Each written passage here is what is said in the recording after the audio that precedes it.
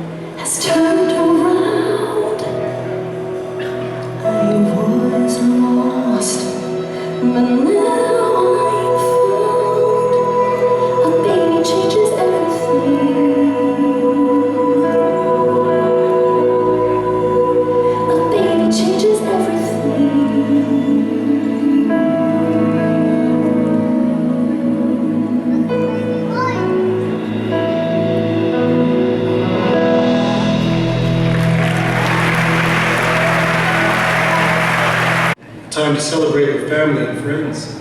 And what better place to celebrate than right here in our new sanctuary with a traditional candlelight service. Just imagine this room filled with 5,000 beautiful, glorious potential fire hazards.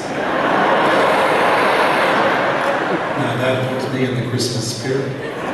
Hold on, Johnny Storm. Before you say flame on, let's look at some very important safety guidelines. To light your candle, simply tilt an unlit candle towards a lit one, like so. But never, ever tilt a lit candle.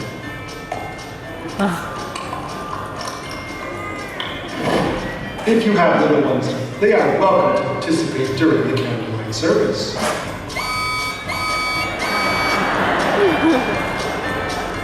However, keep a close watch on them at all times, and never leave your child unattended while holding a lit candle.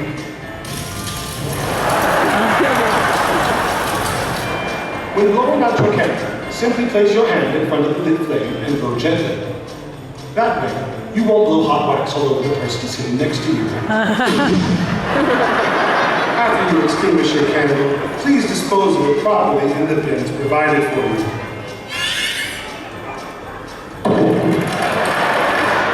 Those are all the safety guidelines that we have. Remember, these plastic guards will keep hot wax from dripping on your hand. We need your help to keep it from dripping anywhere else. Now enjoy your candlelight service and have a very Merry Christmas.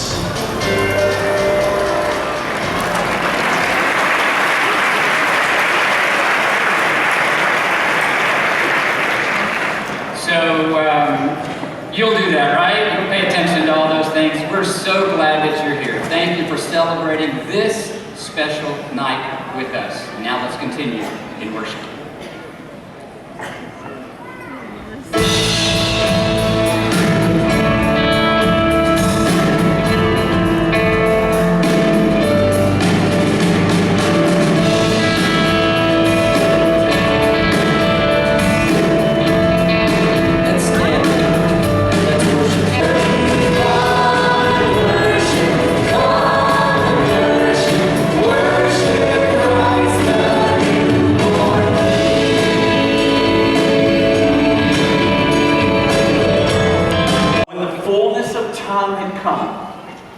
God sent forth his son, born of a woman, born under the law, to redeem those who were under the law so that we might receive adoptions. as the sons and daughters of God. And because sons, God has sent the Spirit of His Son into our hearts, crying, Abba, Father. So you are no longer a slave, but a son. And if a son, then an heir through God. Come and see what God has done. He has redeemed us. He has invited us to be the children of God. And so this afternoon, we will celebrate what God has done. And some think it started at a manger. Not really. In the beginning was the Word. And the Word was with God, and the Word was God. And then the Word became flesh. And a manger became the place that God pulled back the veil for us to see His glory. And we beheld His glory, the glory of the only begotten of the Father, full of grace and truth. For out of His fullness, we have received grace on top of grace. Kind of like how people are in this room. On top of one another. Grace on top of grace. Literally, side by side, stacked high. All the grace you'll ever need, we have received in Christ Jesus. So that's why we say, come and see what God has done. Let's celebrate this night. A night that is a night to remember. How many of you can remember one Christmas more than all the others? There's just one that stands out. Raise your hand. Okay, a lot of us that can still remember anything, right? We can remember a Christmas. Might have been 30 minutes ago, but we remember it, right? You know what's interesting about that is we've had a bunch of them. However long you've been alive, that's how many you've had. But isn't it cool some of them stand out a bit more? I'll never forget one of the most memorable gifts I ever had. I was a junior high student, living in a neighborhood with a bunch of my friends, and all of a sudden on Christmas Day, the doorbell rang. I went to the door. There was this beautiful package wrapped that had my name on it. I was pumped. I didn't know who it come from. It didn't have anything. It just said, to David. I walked in the house, and so I tore into it and opened it. It was a rock. Oh, no. I can describe the rock. It has such vivid impression in me. And in that, or with that rock, wrapped around it was a note that said, remember, it's not the gift that counts, but the thought. I don't know why, I will never forget that gift. Maybe that was the point, right? I remember the one when, as we gathered around as family, my mom began to go into a seizure. And that seizure led us to a hospital, to an emergency room, to a doctor telling us he didn't know if she would make it through the night. And he said, if you want to say goodbye to her and you want to see her one last time, why don't you go in now? And I remember going in, and my dad, being a pastor for many years, looked at me. Rachel and I were married. I don't remember exactly how long we'd been married, but he looked at me and said, David, why don't you pray? What do you pray when your mom's dying?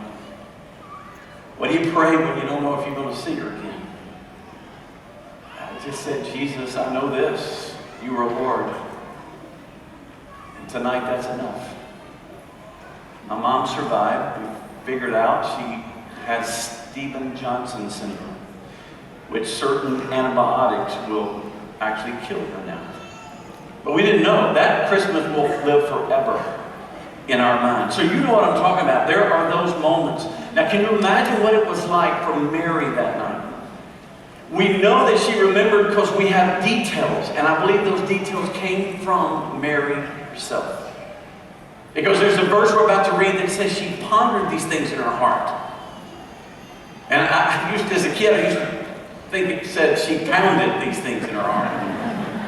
And that's a pretty good way to describe it. She wouldn't let go of that night. And neither should we.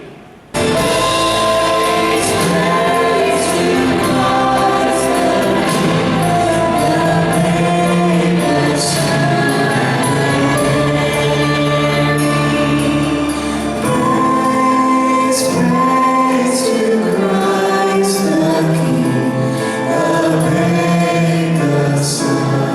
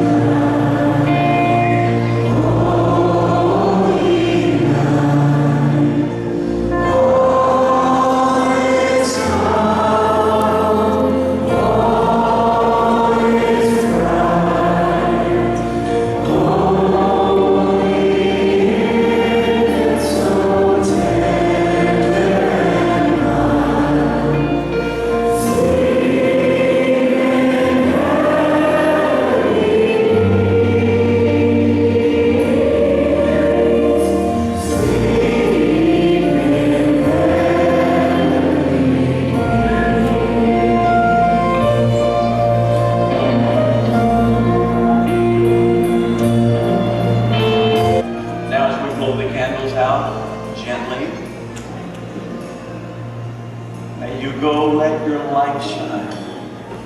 And may the Lord bless you. Merry Christmas. Have a wonderful night.